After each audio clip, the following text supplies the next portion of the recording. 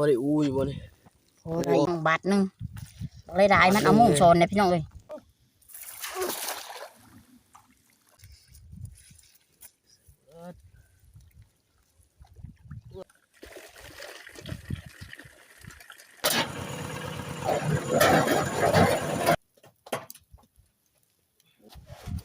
มาเดินตาดึกข้างน้ำบางน้ำพอง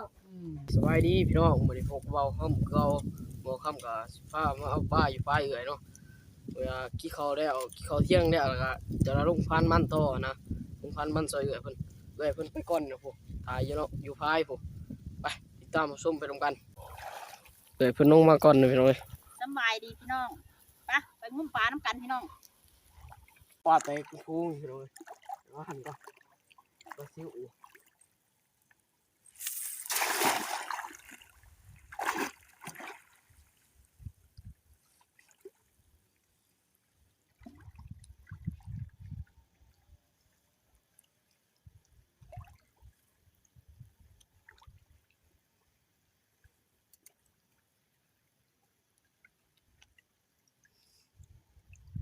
โว้ได้เบี้ยแล้ว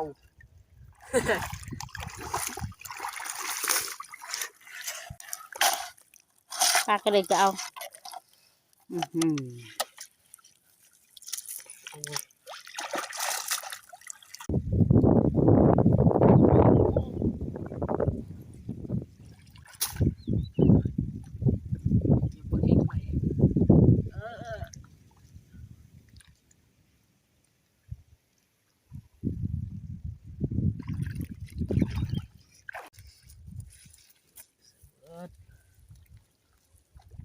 ว้ายปิ้งนี่ปลาจุ่มก็ลายดี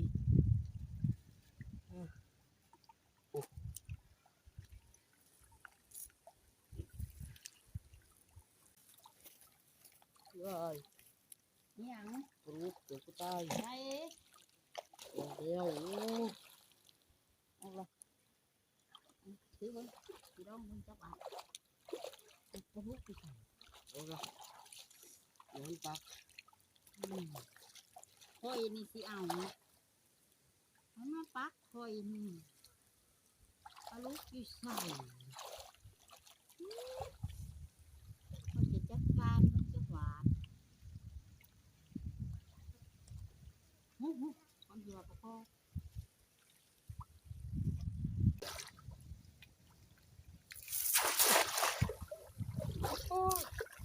งมก่อนไหมโอ้ยว่ามันบ่ได้น้องก็มีปลาในนาก็มีข้าวเหรอวะงมก่อนสิจ๊ะงมก่อน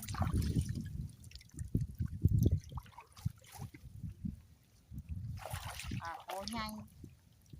มาฮอเดล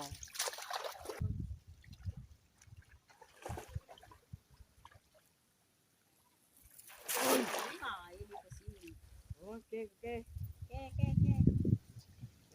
ก้ก้อนพี่น้องเอ้ยหาปูหาปลาก้อนนั่นนี่ไปแกลงเหยียบยังเหยียบป้าทีนี้พี่เลาะเอาพี่เดียวก็อ้วยเขาค้อนถึง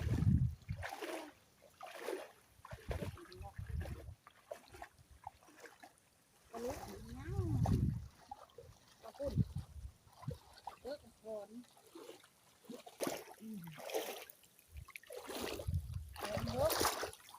โต๊ะกับคนเด็กตันลง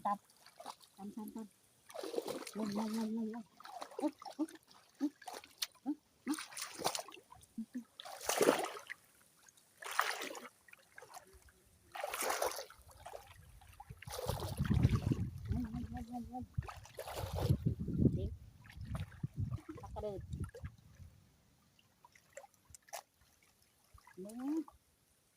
นี่ไปละเก็บ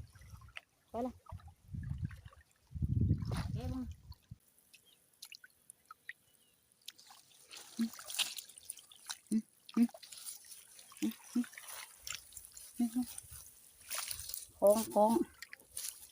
เอาไปวัดจุ่มปลาน้อยปลาเด็ก กเอาปลาหน่อยก่อนเบิดเดี๋ยวปลาใหญ่ก็ได้ เอาปลาน้อยก่อนพี่น้องก็ได้กินตอนเที่ยงนี่ยับไปผูกนี่ออกขาดมีแยงกับแยงขาดแยงขาดโอ้เอ็ดมากแยงไม่ก่อนได้ดอกแบบนี้บาทหนึ่งเลยได้มันเอามุ่งชนเลยพี่น้องเลยบ่ได้ตึกแหเด้เอาปลาน้อยก่อนบัดนี้บ่ได้ปลาใหญ่ก็เอาปลาน้อยพอได้เอาตำแคมเด้อเอามุ่งได้พี่น้องเอ้ยชนมานี่มุ่งชนโอ้มันสิแหงบกแล้วกันมาชนเอามากินเถอะยืนเด้อมือยืนบ่แน่ปลา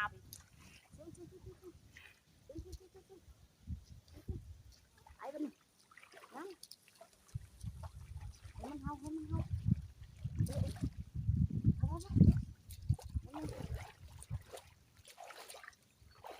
ลายเถอะปลาตูเนาะ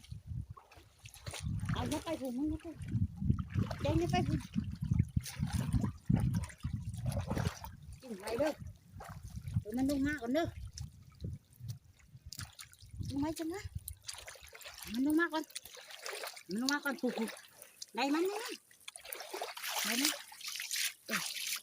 เอาไปซีมาแกงก่อนแกงกินมันลงมาเนาะนี่พี่น้อง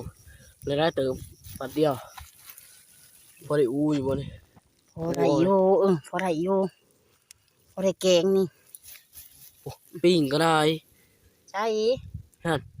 มีวิธียังเสียแต่มันลับ ก็เอาออกใส่ นี่ดิ ถามมึงดูมีพิธียังให้ปิ้งรับนี่อยู่ใส่ล่ะ นี่แหละโอ้ยเนาะจับตุ่มสุ่มใช่ปะนี่แต่เก้าสิบ่มีปีงเป็นไรได้อยู่ภายเนี่ยพี่ดุ้มพี่ไปกันนี่ดุ้ย ปลาใหญ่ก็เอาปลาน้อย มากินปลาโนดกระไรปลาก้องบอกโอ้ปลาโนดกระไรได้จริงๆโอ้นั่งไปเด้อโดดจับเอาคุณเขาหูคอยเดี๋ยวบ่เด้จับดงคืนอีกยังอีเดียวได้ร้ายอยู่เนาะ เราได้แกงอยู่หรอก ได้แกงอยู่เนาะแกงกินตอนเที่ยงอยากกินเขาพี่น้องเอ้ยโอ้ย เขาเลยจะงอก นี่กระนองไส้ไหมสิได้อีกพี่น้องเอ้ยมาหากินหาอยู่หากินน้ำกันนี่ล่ะ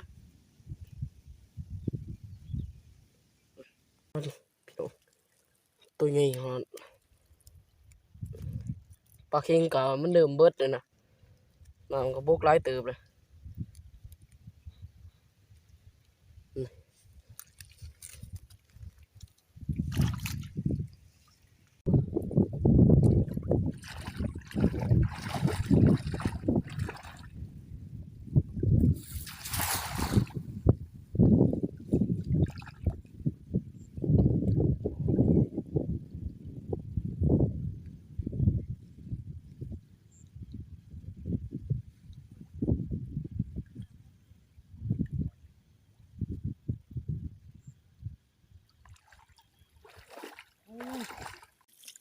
ตอนนี้ก็ได้เลย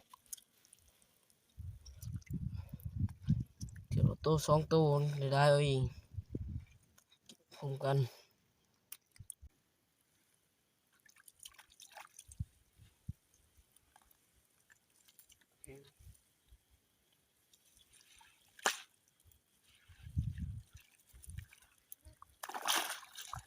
วันเฮ้ยก่อนไปเลย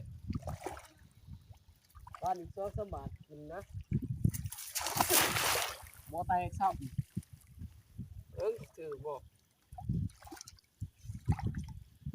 บ่แตกไม่บ่ผ่าน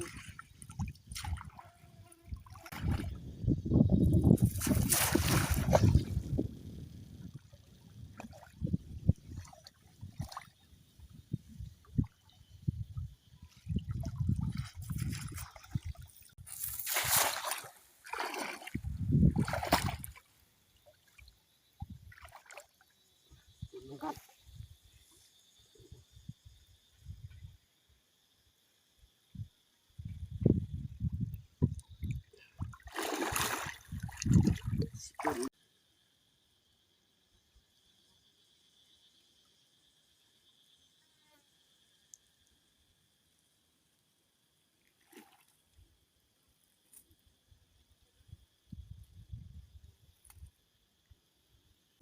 ตอนนี้บ่ค่ำขึ้นได้แต่ตึกแฮพี่น้องเอ้ยเดี๋ยวขึ้นไปหาเก็บผักเก็บหญ้าใส่ก่อนเนาะไปเบิ่งอยู่เฮือนพุ่นล่ะป้าเบิ่งอยู่เถียงแม่สิวิไลพุ่นล่ะป้าโตพี่น้องเอ้ยปักเอ้ยเพิ่นปลูกปูงามขนาด มา โอ้ คั่วเขาก็ บักเด่นก็ น้ งามขนาดบักเด่นก็โอ้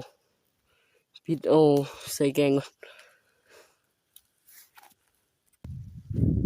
โอ้ยเนาะฝนเอ้ยฝนเอ้ยตกลงมาแน่เด้อมักพริกคอยไก่เหี่ยวหมดแล้วตกมา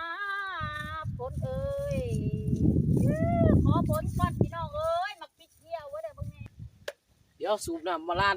ดังเนื้อดังโตก่อนพี่น้องเอ้ยก็คิดดีเดี๋ยวสูบน้ำพี่จ้ะ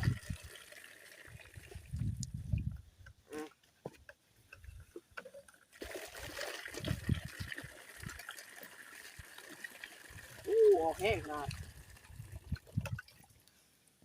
อาบเย็นๆก่อน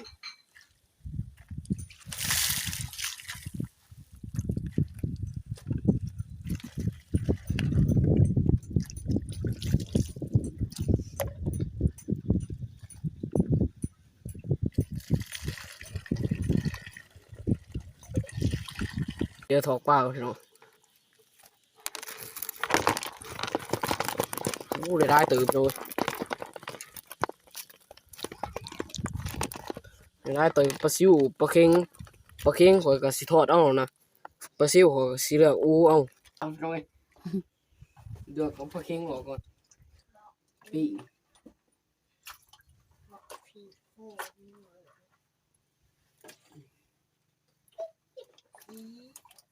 เอ๊ะเดี๋ยวเอากับสารต้นหันเอาเลี้ยง เลือกหลายๆเติมเอาแกงเอาเลือกอูเอา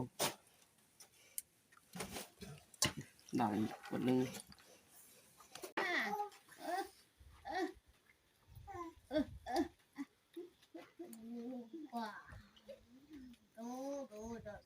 เห็ดคนละอย่างพี่น้องเอ้ยเฮ็ด ซอยกันพี่น้องอยากกินข้าวเด้อเนาะ เปื่อยเป็นปีกเอาหวยวูเอา ใครเป็นก็อยากงงแงจักหน่อยเด้อ ไปดูแค่พานใส่กับอันนี้ กับปลา อืม มันจะสิได้โห สูตรไปสูตรมัน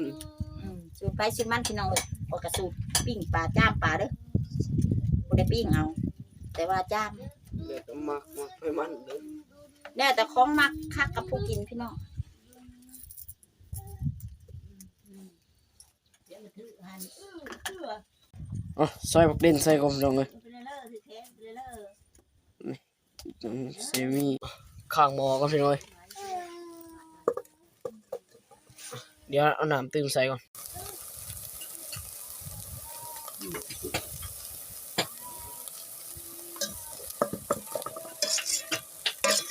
ไอ้ชุบเลยพี่น้องเอ้ยพุ่งก่อน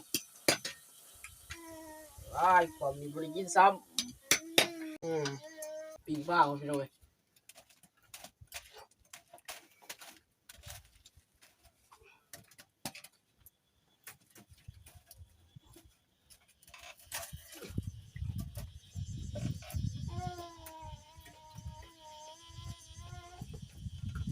เดี๋ยวเลยมันเสียบักพริกตำเจียวพี่น้องให้เป็นตำ ปิ้งปลาพร้อมจิ้มคือพร้อม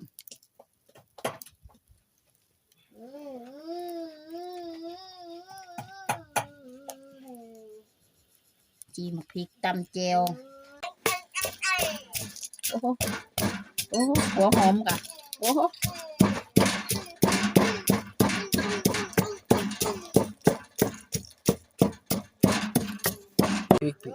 พริกปิ้งปลาก็พี่น้องไก่จะสุกเลย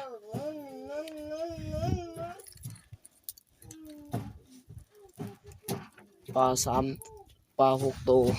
โอเคตักก่อนพี่น้องก่อนหิวเขาวเลย มันขึ้นมันก็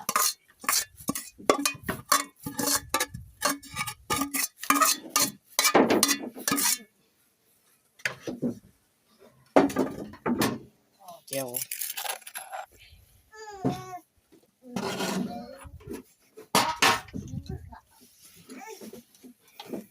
ปิงปลา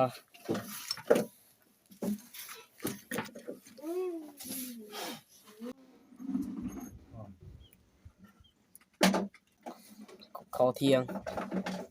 ปูปลากับปิ่งปลาตำแก้วมา ใช้ปอด อืม พอนะ มึงเนี่ยมันมีน้ำนะ หนอน เอ้ย สีมือเบ้ากองค่ำแช่ไหน แซ่บอยู่แล้ว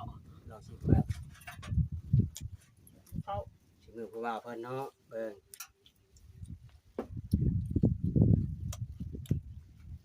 ใช้ได้เว้ย เอ้ย แซ่บใช้มะเขือเทศอร่อย ดีเบอร์มะเขือเทศนั่นมันแม้นได้มันเย็นได้